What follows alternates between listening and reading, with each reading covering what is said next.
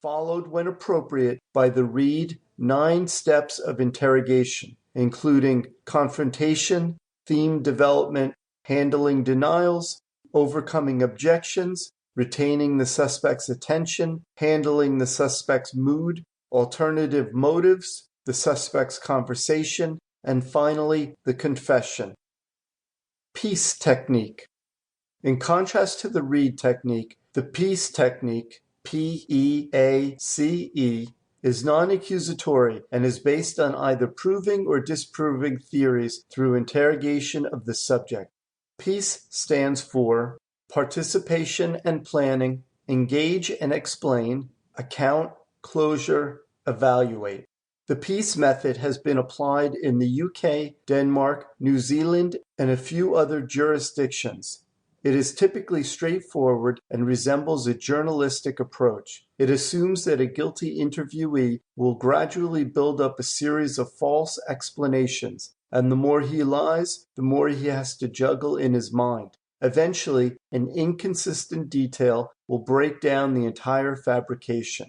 The peace technique, purportedly, elicits fewer false confessions than the Reid technique. Kinesic interview. The kinesic interview method involves analyzing a person's nonverbal behavior to assess deception, which includes two primary phases to the process: the practical kinesic analysis phase and the practical kinesic interrogation phase.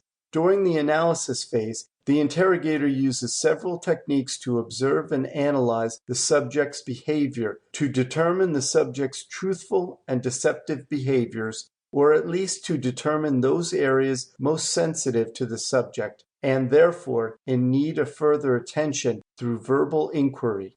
There are 4 fundamental stages of the interview: 1. Orientation, 2. Narration, 3. Cross-examination, and 4. Resolution. The interrogator uses information gathered during the first phase to tailor interrogation for the specific subject and specifically to break the cycle of deception during the interrogation. This includes confronting the suspect's negative response emotional states.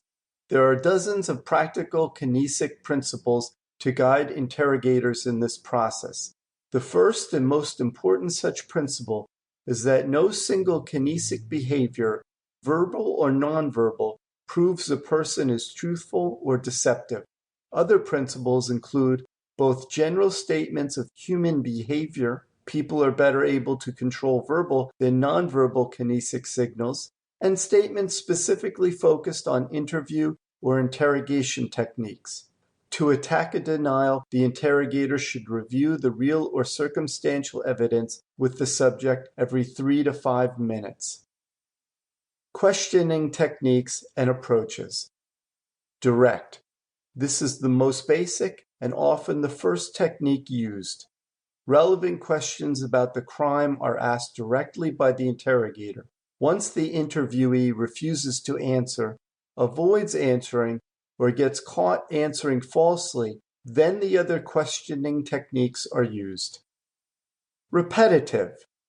In this approach, the interrogator repeats the same question or set of questions over and over until the interviewee becomes bored and/or fatigued with the process and eventually answers fully and candidly. Rapid fire. Multiple interrogators ask questions in such a way that the interviewee does not have time to answer one question completely before the next one is asked. This is intended to confuse the interviewee and limit his or her ability to formulate a lie. The interviewee can then be further pressed about any inconsistencies. Use of silence. Instead of continually asking questions, the interrogator uses a silent stare as a way to build tension. If the interviewee elicits signs of anxiety, looking away, shifting in his seat, the interrogator can then use this advantage to further the questioning. Leading. These questions assume certain facts are true, whether they are or aren't. An interrogator might ask, "At what time last night did you move the company merchandise to the break room?" which implies that the interviewee moved the merchandise